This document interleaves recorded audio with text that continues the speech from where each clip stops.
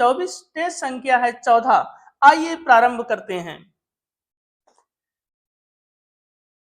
अध्यक्ष महोदय, बजट सत्र के अंतिम दिन पक्ष विपक्ष में भारी हंगामे के कारण सदन बाधित रहा और समय से पहले ही स्थगित करना पड़ा। लेकिन यह सत्र कई मायनों में कीर्तिमान बना दिया। दोनों सदनों में वक्फ संशोधन विधेयक पर बिना व्यवधान के स्वस्थ और सबसे लंबा विमर्श हुआ। राज्यसभा में 17 घंटे से ज्यादा और लोकसभा में 13 घंटे से ज्यादा चर्चा हुई, जो इतिहास है। इससे पहले किसी एक मुद्दे पर 1981 में 15 घंटे 51 मिनट की लंबी चर्चा का इतिहास है।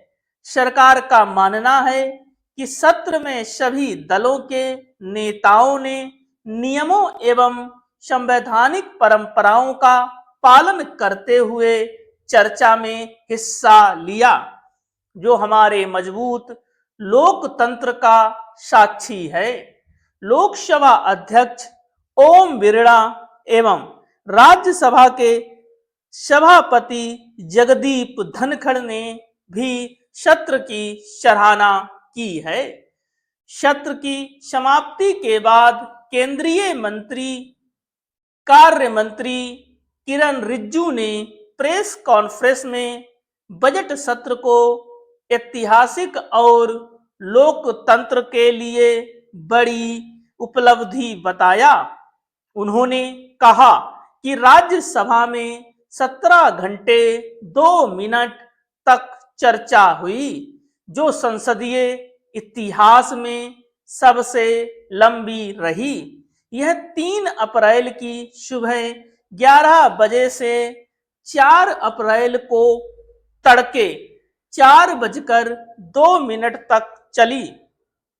लोकसभा स्पीकर ओम बिरला ने कहा कि इस सत्र की कार्य उत्पादकता लगभग 118% रही और इस दौरान कुल 16 विधेयक पारित हुए।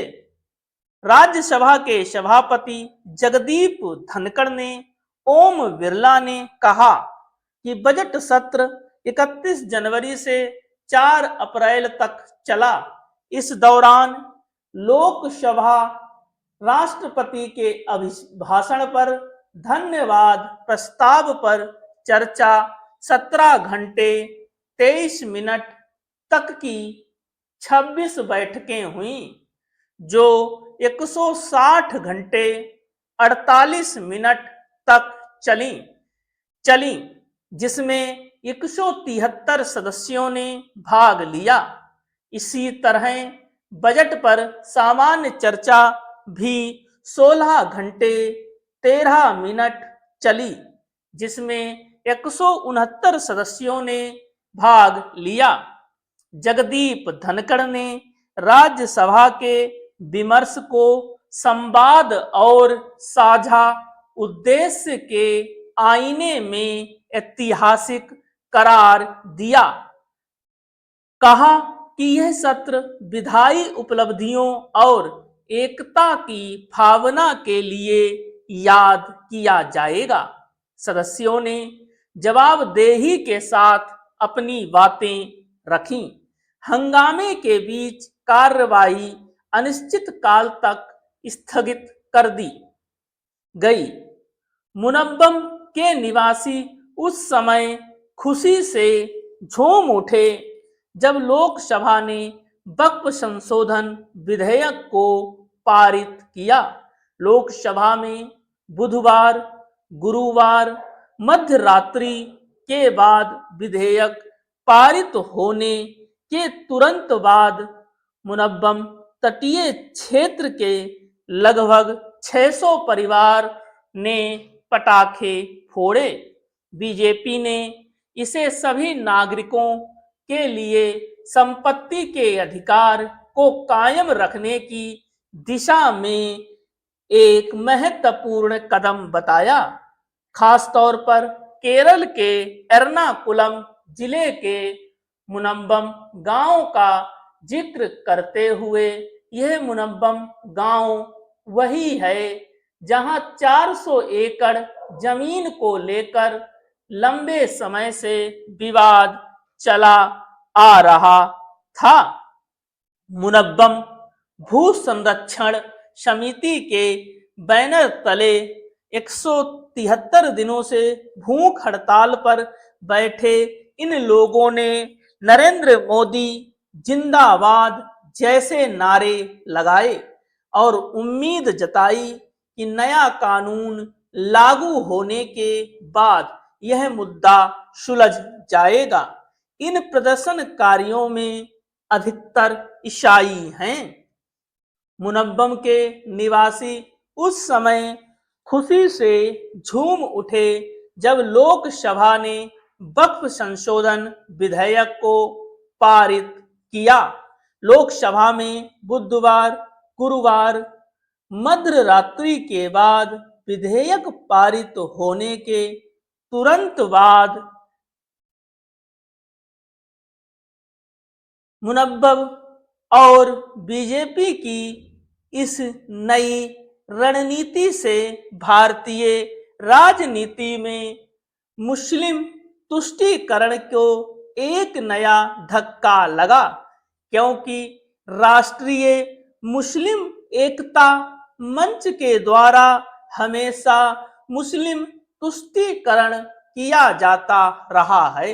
इसका कारण यह रहा है कि अमीर मुस्लिम समाज और गरीब मुस्लिम समाज के बीच में हमेशा से एक बड़ी खाई रही है, क्योंकि मुस्लिम अमीर समाज हमेशा से गरीब मुस्लिम समाज को धक्का देता आ रहा था और नया वक्फ कानून लागू हो गया है और नए कानून में वक्फ ट्रिब्यूनल के आदेश के खिलाफ उच्च न्यायालय में अपील दाखिल करने का अधिकार दिया गया है, जो कि वक्फ संपत्तियों के विवादों में मुकदमेबाजी की तस्वीर बदलेगा। अब तक हाई कोर्ट को ट्रिब्यूनल के आदेश की सिर्फ प्रक्रिया भर आंकने का अधिकार था, समीक्षा का नहीं।